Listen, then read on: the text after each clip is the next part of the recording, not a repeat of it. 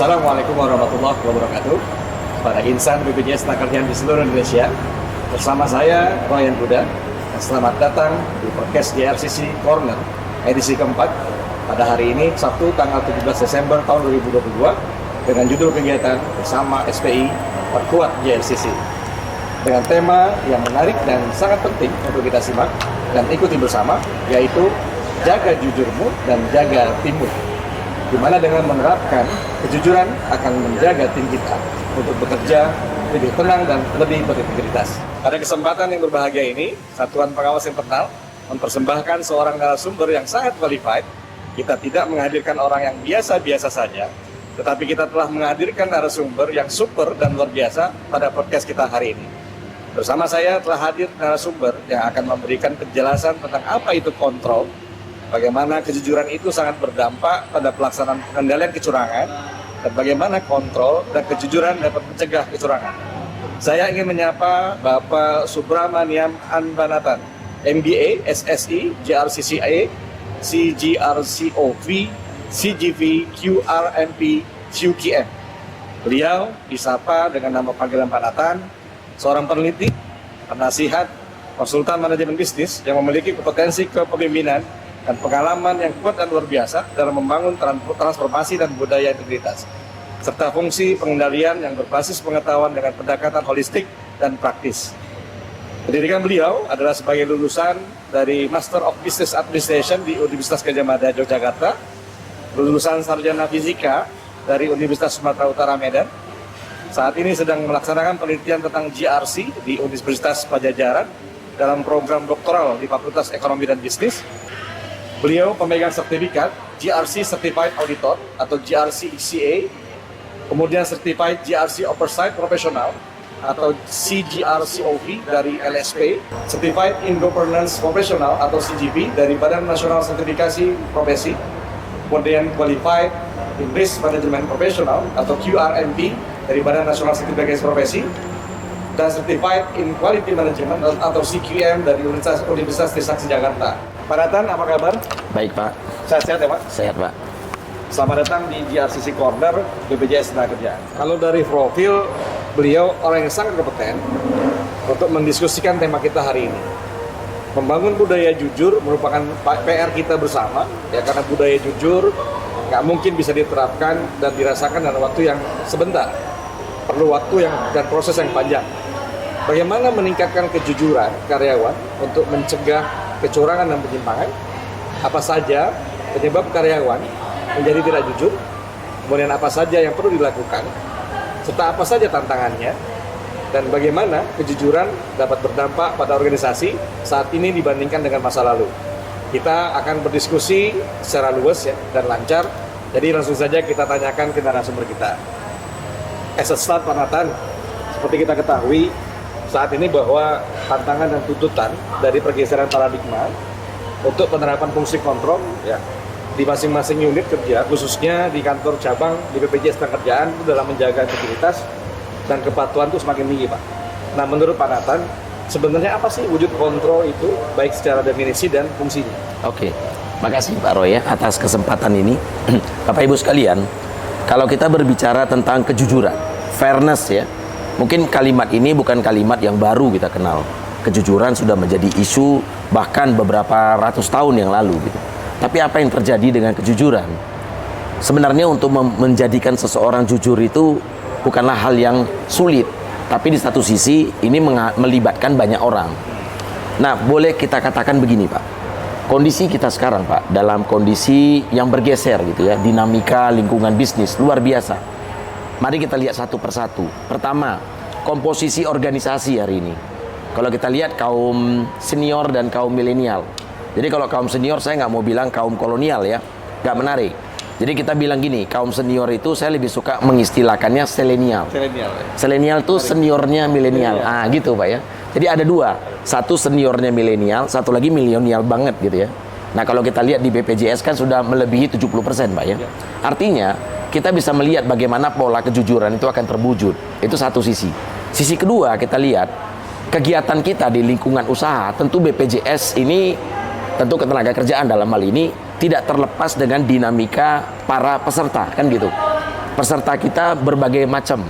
Ada korporasi, ada non korporasi, bahkan ada sampai pada masyarakat yang tak mampu gitu ya. Jadi cukup luas kalau kita lihat. Nah, di dalam industri itu sangat mempengaruhi perilaku seseorang, itu pasti. Nah, kalau kita lihat beberapa catatan dan riset yang pernah kami lakukan, yakni seperti pergeseran VUCA ke BANI misalnya. Nah, sebelum VUCA ke BANI ada tuna di tengah. Nah, itu semua menyebabkan adanya pola paradigma bergeser. Nah, paling menarik buat saya adalah kalau lihat kontrol atau pengendalian, ini merupakan media yang paling tepat untuk menangkap kejujuran, keterbukaan, keharmonisasian, dan yang lain-lainnya. Luar biasa gitu ya. Karena inilah esensi dari keberadaan organisasi. Hari ini Pak, organisasi itu nggak pengen hanya tumbuh hari ini. Dia pengen sustainability, dia pengen resilient, dia pengen agile. Tentu tiga hal ini diwujudkan dari siapa yang ada di dalam organisasi. So, focus on people kalau Anda mau berbicara tentang kejujuran. Kalau Anda fokus dengan orang, baru kita lihat metodologinya gitu Pak ya. Banyak metodologi bisa kita bahas nanti Pak. Menarik ini Pak. Ya, Pak. Silakan Pak. Kemudian bagaimana nih Pak, kalau kita tadi dengar penjelasan Bapak, ada era yang sudah berjalan dari VUCA, tuna, sekarang BANI ya. Oke. Artinya nih pastinya banyak tantangan ya untuk kita organisasi meningkatkan nilai kejujuran bagi integritas karyawan, di mana proporsinya hampir 70% hari ini milenial kita berada di dalam organisasi. Sedangkan kan dari karakter, milenial itu kan inginnya instan. Yes. Kemudian inginnya cepat mendapatkan kenaikan jabatan misalnya. Kemudian bagaimana mendapatkan penghasilan yang lebih. Betul. Dengan cara-cara yang mungkin secara normatif tidak melalui proses ya. Nah, tadi bandingan antara silenial dan milenial, tentunya fungsi pelaksanaan kontrol itu harusnya ada. Nah, menurut Bapak bagaimana kontrol yang seharusnya dibuat oleh organisasi untuk menghadapi hal itu? Ya, menarik ini pertanyaannya Pak Roy ya. Jadi Pak Roy, kalau kita lihat kondisi sekarang, terlepas dari pergeseran disrupsi lingkungan bisnis, kira-kira begitu ya. Nah, kita bisa memastikan bahwasanya apa yang kita hadapin ini adalah pergeseran paradigma. Yang menjadi isu sebenarnya bukan milenialnya menurut saya. Yang menjadi isu adalah para seniornya gitu. Sebuah organisasi kalau kita lihat reputasinya, itu adalah apa yang dilakukan oleh kaum senior di masa lalu. Di masa lalu mereka adalah milenial. Hari ini mereka selenial, kan gitu. Apapun yang kita lihat hari ini adalah perjalanan panjang. Saya melihat organisasi dengan cara yang sederhana, ibarat keluarga saja. Sebuah keluarga itu dikatakan sukses kalau anak-anaknya sukses, bukan orang tuanya sukses. Nggak menarik. Dan banyak kita lihat orang tua sukses, anaknya itu tak sukses. Bahkan menjadi contoh yang tidak baik di masyarakat gitu ya, kira-kira begitu. Jadi, didikan, etika, sikap, perilaku yang dibangun di organisasi, itulah nanti jadinya organisasi di masa depan. Anda tak bisa lepas dari ruang dan waktu. Hukum Newton ketiga itu tetap berlangsung. Aksi min reaksi. Nah, dengan catatan seperti itu, bagaimana kita menyikapi perubahan disrupsi yang ada? Tadi kita sempat singgung Pak Roy ya, bahwasanya kita itu sudah terbiasa dengan istilah VUCA. VUCA itu kan volatility, uncertainty, complexity, dan ambiguity. Itu sudah dimulai sejak tahun 1980, sejak Perang Dingin. Tetapi apa yang terjadi di organisasi? Coba perhatikan. Apakah kaum senior masih hidup di tahun 1980 pemikirannya, sementara badannya di tahun 2022 ya ini? Ini yang menjadi masalah. Karena apa yang terjadi? Begitu tahun 2018, seorang researcher namanya itu Wilkinson and Ramirez. Wilkinson and Ramirez memperkenalkan, tolong ingat, VUCA sudah tidak relevan lagi. Kita sudah masuk di era namanya tuna. Apa yang berubah dari VUCA akan tuna? Ceritanya panjang ya Bapak Ibu sekalian ya. Kalau Anda mau lihat tulisan, ada banyak saya tulisin ya. Anda bisa cek misalnya salah satu link kita itu ada di Asosiasi GRC Indonesia. Kalau Anda masuk di situ, di linknya Anda tekan, ada salah satu tulisan yang saya ungkap tentang transformasi ini. Tapi pada sesi ini saya akan memberikan practical approach-nya. Mari kita lihat, 1980, Perang Dingin, kita berbicara volatility. Di tahun 2018, Ramirez berbicara turbulency. Can you imagine? What is the difference between volatility dengan turbulency? Volatility artinya apa? Wujudnya berubah-berubah. Kalau turbulency ada tapi tak terjangkau. Karena turbulent. Anda masuk, Anda pun kena siklus turbulence-nya. Gitu kira-kira, Pak. Kemudian di era VUCA coba Bapak lihat, ada namanya itu FUC ya, complexity. Sekarang berganti dan sejak tuna masuk menjadi novelty. Jadi kalau ada kaum senior yang mengatakan, oh ini kompleks. Bagi kaum milenial ini nggak kompleks. Buat mereka, mari kita cari pembaharuan. Nah, disinilah saya melihat ada konsep yang ditulis oleh, katakan dalam manajemen operasional, kalau Anda lihat buku-buku manajemen operasional, penulis terkenal seperti Randall, Russ and Taylor, Krajewski and Malhotra, ada beberapa buku yang saya katakan. Apa yang mereka katakan tentang generasi muda di manajemen bisnis? The new generation, they are faster, they are better, and they are cheaper. Nah, ini yang menarik. Mereka bisa cepat, Pak. Kalau masa lalu buat keputusan lama, sekarang cepat. Dengan apa? Ya, industri, sistem teknologi, apa saja. Yang kedua, selain dia faster, dia better sometimes. Anda lihat aja industri hari ini berkembang.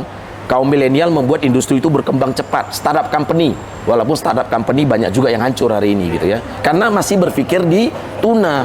Nanti saya akan jelasin, kita sudah di bani gitu ya, kira-kira begitu. Dan yang ketiga, faster, better, cheaper. They can find a most effective cost structure, Pak. Itu yang paling keren. Mereka bisa melakukan financial re-engineering, di mana di masa lalu hanya orang lihat 3 laporan, Pak ya. Balance balance sheet, and then you have income statement, you have cash flow. Itu hanyalah sebuah laporan yang sifatnya lagging. Generasi muda nggak ke situ. Tetapi ada satu hal yang generasi muda nggak siap. Dan itu hanya dimiliki kaum milenial, senior milenial. Apakah Anda tahu itu? Nah, inilah masalahnya. Kaum milenial itu tidak memiliki kearifan yang utuh, yang dimiliki hanya oleh kaum senior. Kaum senior itu sudah menghadapi asam garamnya organisasi. Cuman saja masalahnya, jangan sampai kearifan itu membuat mereka tuh part deterrence. Part deterrence artinya kacamata kuda. Mereka merasa ini tahun 2022, tapi kebijakan, kebijaksanaan, kearifan itu masih tahun 1980. Memang saya setuju. Namanya jujur, nggak pernah ada deviasi. Jujur di 100 tahun yang lalu sama jujur yang sekarang ini, bahkan 100 tahun ke depan, tetap sama jujur. Tetapi cara untuk menyampaikan jujur itu ke milenial itu beda, Pak. Nah, itulah faster, better, and cheaper. You need the new the senior management untuk melakukan penyelarasan. Kaum senior suka menyamakan persepsi. Ini masalah. Jadi mau niat jujur jadi tak jujur. Kenapa? Persepsi tak bisa disamakan. Persepsi hanya bisa diselaraskan. Selaraskan means kita menghargai perbedaan, diversity. Tapi pada saat yang sama kita menyikapi perbedaan. Itulah Indonesia, Bhinneka Tunggal Ika. Kita menyatu dalam keberagaman. Itu yang mesti dimiliki oleh kaum senior milenial. Gitu, Pak, kira-kira, Pak. Luar biasa itu. Ya, Pak. Dan memberikan insight ya buat ya, saya jadi merasa dicubit nih sama Pak Nathan, karena sebagai milenial tadi memang betul ya, karena milenial hari ini kan tercipta dari bagaimana sisi senior yang memberikan tauladan, memberikan bagaimana direction yang tepat, direction yang sesuai dengan ketentuan dan sesuai dengan banyak aturan-aturan yang memang harusnya menganut pada unsur-unsur kejujuran. Yes. Nah, menarik tadi, Bapak tadi sudah menyebutkan era Bani. Nah, era Bani ini sendiri saya juga baru dengar nih. Karena saya selama ini hanya melihat bahwa tren yang hari ini ada VUCA, ada tuna. Nah, mungkin Bapak bisa jelaskan di era Bani ini harusnya bagaimana organisasi membuat kontrol itu agar lebih komprehensif, bisa memayungi oleh keseluruhan generasi. Oke, makasih Pak Roy. Jadi intinya gini, setelah kita menghadapi di tahun 2018, tiba-tiba muncullah isu COVID, kan gitu Pak ya? Betul. COVID ini bukan sesuatu yang baru sebenarnya. Ini adalah kejadian masa lalu yang terjadi di masa depan, tapi dengan cara dan gayanya sendiri. Kalau dulu kita kena serang virus masih bisa hidup beberapa lama. Kalau hari ini COVID yang muncul kemarin itu langsung menyerang titik vitalnya manusia, yaitu pernapasan. There is nothing change much, but the effect is very significant. Itulah alasannya kenapa kita butuh risk awareness, kesadaran atas ketidakpastian. Nah, mari kita lihat apa yang terjadi di Bani. Bani menjungkir balikan semua konsep tuna dan konsep fuka, tetapi Bani bukan berbeda dengan tuna dan fuka, hanya caranya yang berbeda. Mari kita lihat yang pertama, B, huruf B. B itu mengatakan tentang brittleness. Kalau masa lalu kita punya kekuatan, katakanlah Anda punya kekuatan database, Anda punya big data, everybody proud of the data, bahkan orang membeli data, kan gitu. Dan itu sekarang sudah rapuh, jadi brittle. Anda nggak bisa membuat keputusan masa depan hanya sekilas melihat data masa lalu. The future is totally different, but the future can be historical repeats. Tapi kalau sejarah mengulang di masa depan, pasti dia mengulang dalam tingkat severity yang berbeda, consequences yang lebih masif. Nah, itu namanya brittle. Kemudian A, anxiety. Anxious. Nah, anxious itu apa artinya? Kalau dulu orang ragu-ragu di era Bani, di era tuna dan fuka, orang ragu-ragu mau investasi ke sini apa ke sana. Hari ini bukan masalah itu. Hari ini dia talking about different phenomena. Fenomenanya apa? Mereka takut sekarang. Saya mau investasi di sini atau di sini. Saya bisa percaya mitra ini atau tidak. Kenapa? Karena mitra yang berhasil di masa lalu sudah brittle. Banyak pemain baru datang, startup company. There are a lot of startup company. Bukan berarti kita harus takut, tapi cemas itu ada. Itulah BA. Kemudian N. A ini yang paling menarik. Saya dalam dunia riset biasa itu melakukan efek kausal dalam setiap penilaian. Kalau ada satu hal terjadi hari ini, kalau kita turun-turunkan ke belakang, kita selalu ketemu tuh. Oh, penyebabnya ini Pak, karena nggak ngeh, ini muncul.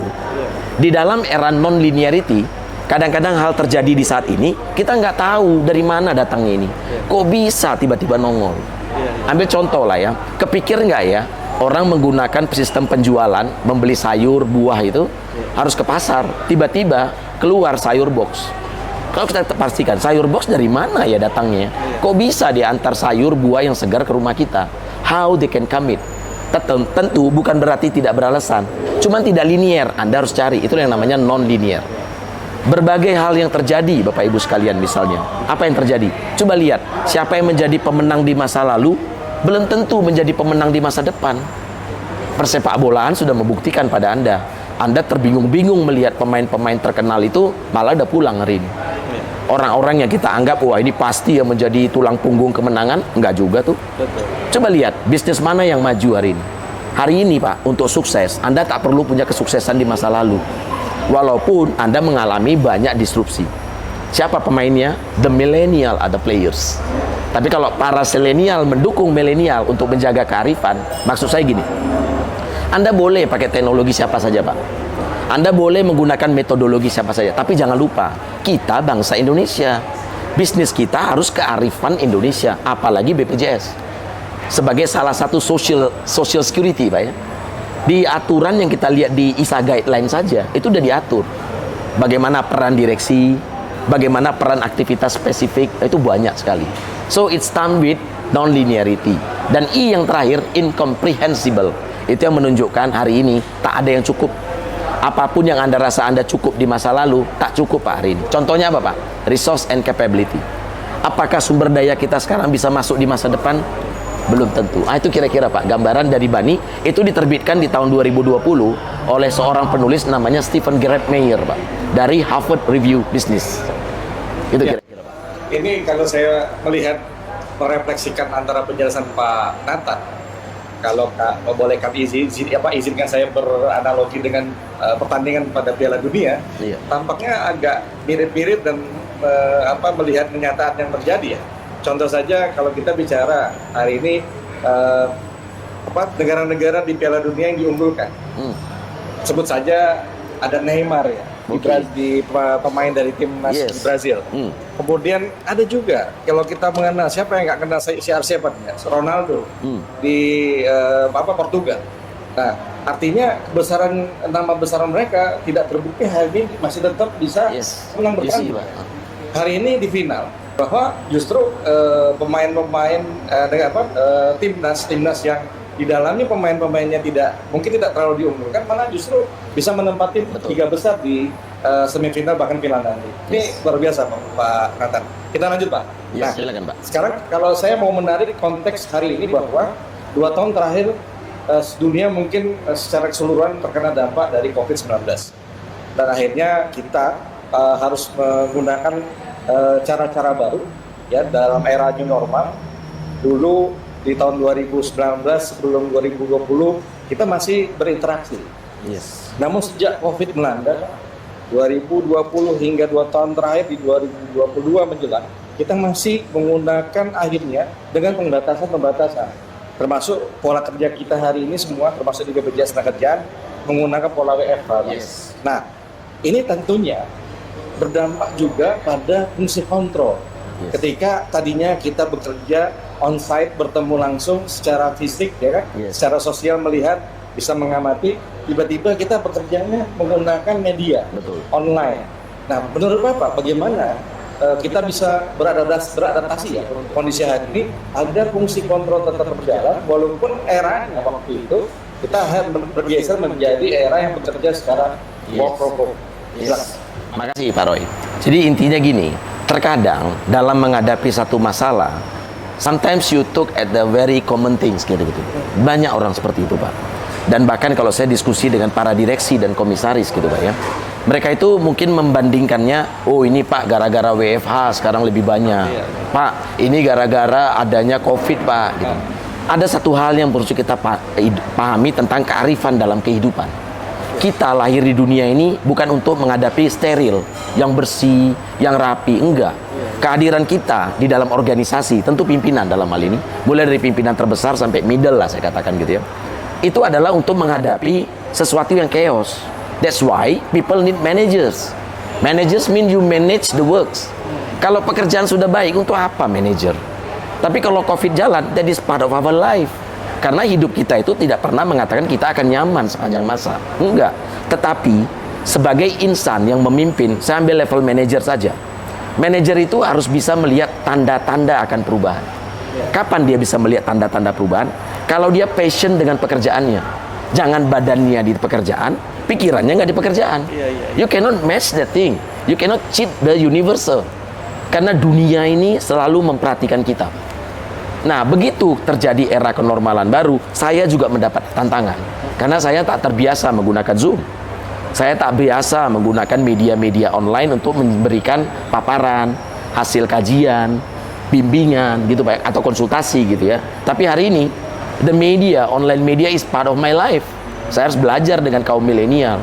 Beberapa konsultan yang ada membantu saya, tim-tim junior kami, termasuk tim-tim senior kami. Kebetulan kalau di konsultan hanya saya aja yang senior ya. Yang lainnya semua milenial Pak. Nah, anak-anak milenial itu dengan setengah mati mengajak saya gitu. Dan nggak sering juga mereka kena omelan. Tapi akhirnya saya melihat, oh rupanya seorang yang senior itu harus arif, harus melek teknologi, melek dengan ketidakpastian di masa depan. Itu Pak. Jadi begitu era ketidaknormalan, era kenormalan baru itu muncul, saya malah berpikir, jangan-jangan sekarang kita normal, kemarin tuh kita nggak normal Pak. Contohnya gini, dulu kalau minum kopi itu kalau nggak di atas 46.000 bukan Starbucks. Hari ini saya minum kopi, saya pakai merek ya, kopi model 20.000 saya dapat rasa. Coba bayangin. Tetapi Starbucks punya keunikan, environment, yang mana kopi nggak bisa munculkan. Kalau saya datang ke Starbucks, saya nggak boleh berpikir kopi murah, tapi saya harus mengajikan kopi yang nyaman dan saya punya environment.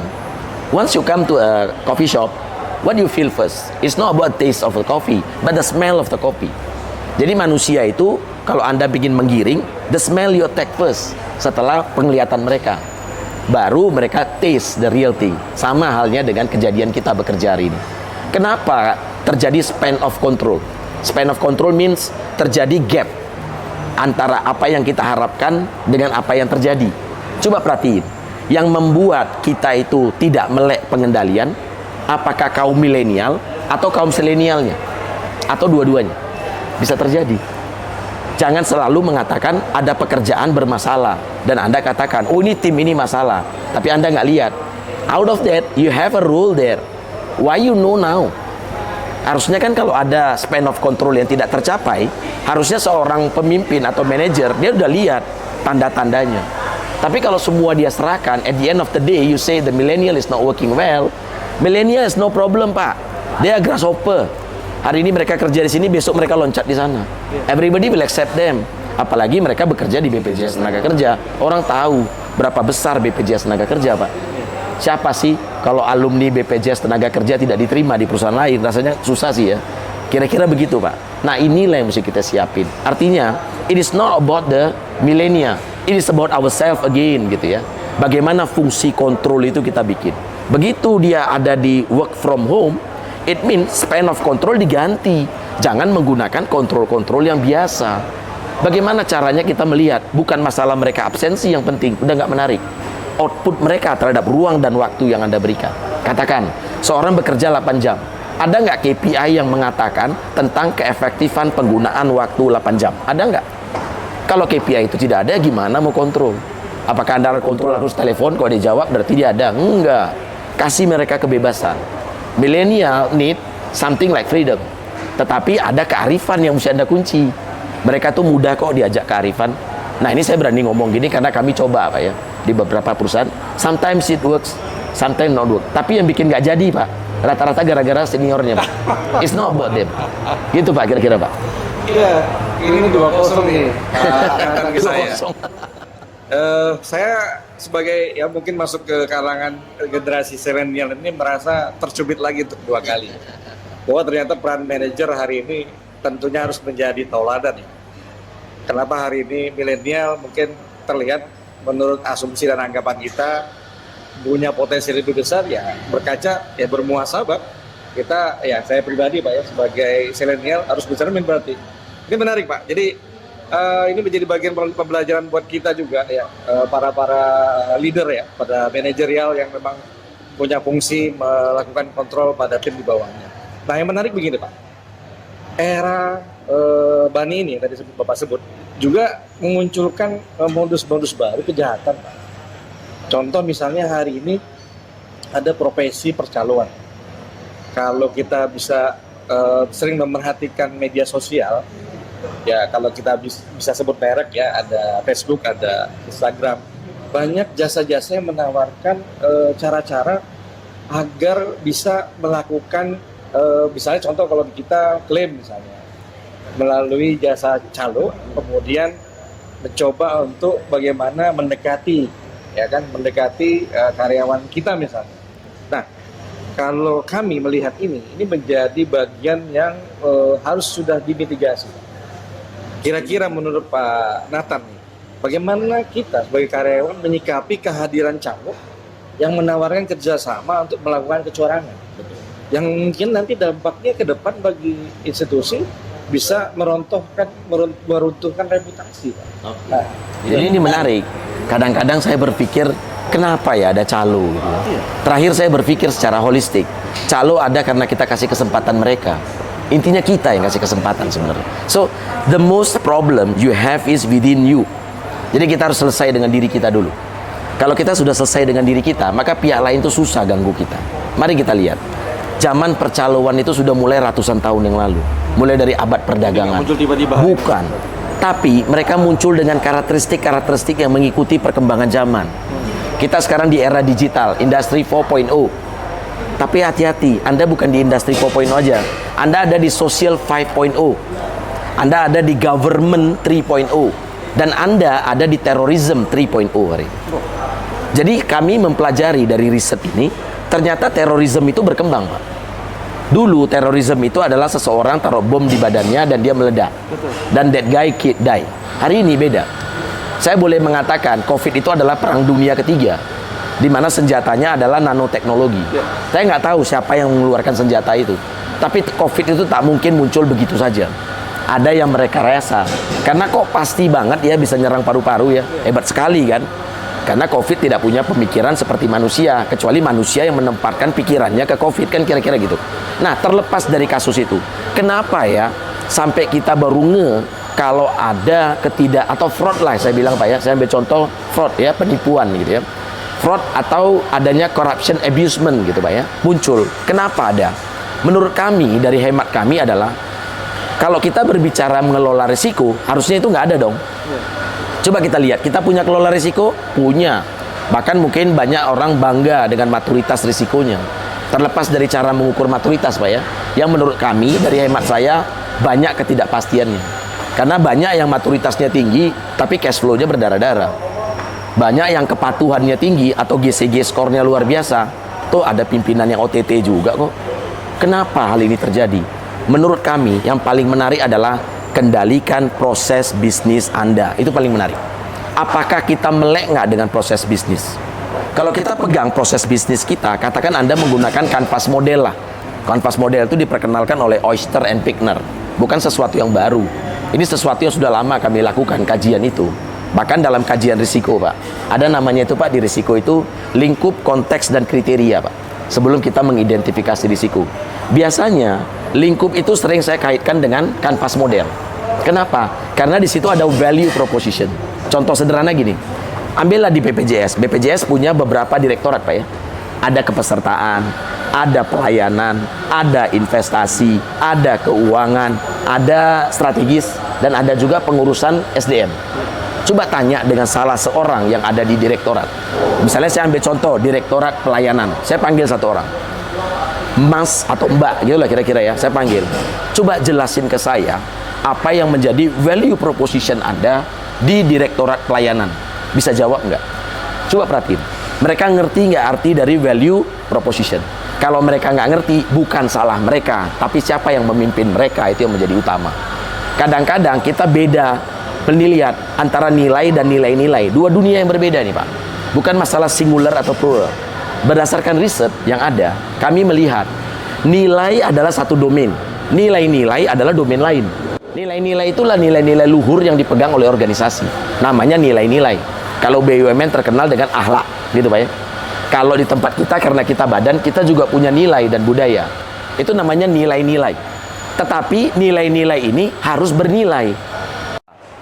Dalam dunia riset, kalau namanya standar internasional, mesti ada technical committee-nya, TC. Makanya kalau Anda lihat nanti setiap standar ISO, itu ada TC-nya. TC nomor berapa? 268, 269, 305. Itu adalah technical committee yang terdiri dari berbagai ahli yang ada di dunia ini. Setidaknya 60 negara, sampai 65 negara. Indonesia termasuk salah satu yang sangat aktif dalam kegerakan ini. Makanya, jangan menganggap yang standar tapi sebenarnya bukan standar internasional.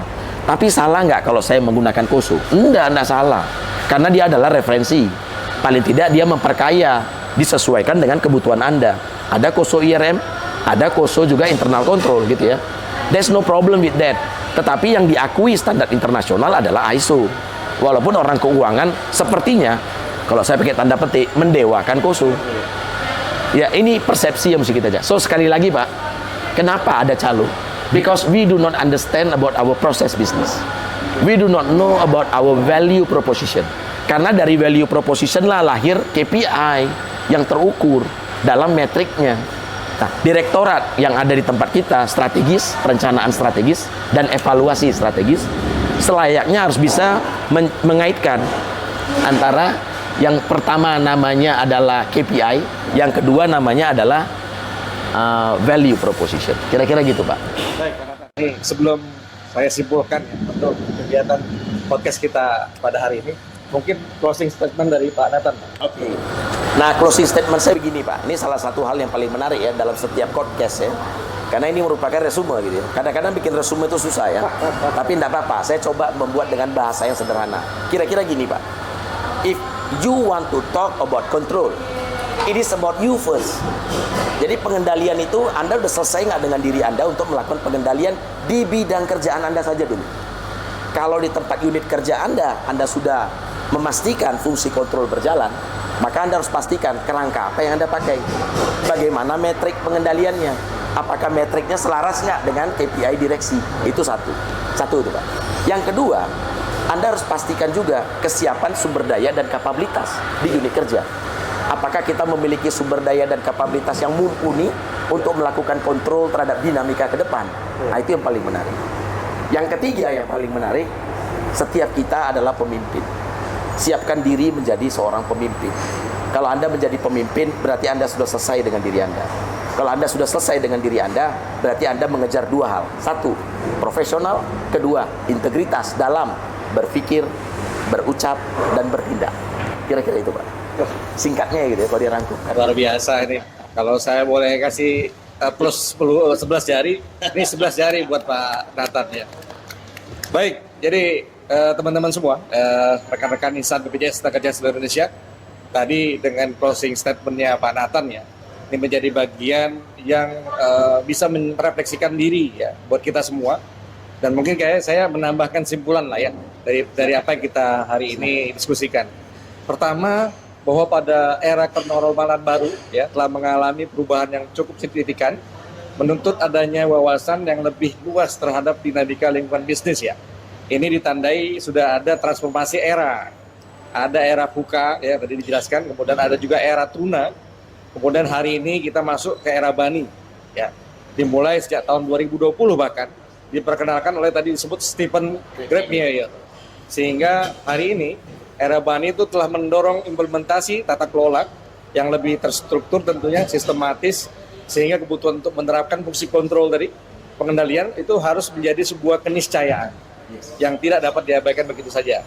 Kemudian tadi disebut juga kendalikan pada proses bisnis Anda, ya kendalikan pada proses bisnis Anda untuk kita bisa paling tidak memberikan pagar-pagar ya agar kecurangan itu tidak akan terjadi.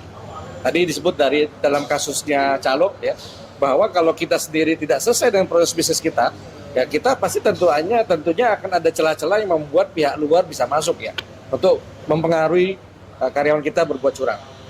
Yang selanjutnya adalah bagaimana hari ini generasi senior milenial maupun generasi milenial itu semuanya berpotensi untuk melakukan kecurangan, berpotensi juga untuk tidak jujur.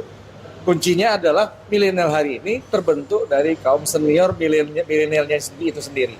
Sehingga dapat disimpulkan bahwa integritas tidak hanya menjaga kebenaran pada saat kita yang melihat, tetapi tetap juga menjaga amanah dan tanggung jawab kita ketika kita sendiri dan banyak orang tidak melihat kita. Demikian hari ini, terima kasih sekali lagi pada narasumber Pak Nathan yang telah membagikan pengetahuan dan pengalamannya. Sesi kali ini merupakan sesi terakhir di tahun 2022. Kita akan lanjutkan dengan literasi, edukasi, sosialisasi berikutnya di tahun depan dengan acara podcast yang tentunya berbeda. Sampai jumpa, bertemu lagi di JRCC Podcast episode berikutnya di tahun 2023. Akhir kata, saya ucapkan wabillahi taufik walhidayah. Assalamualaikum warahmatullahi wabarakatuh.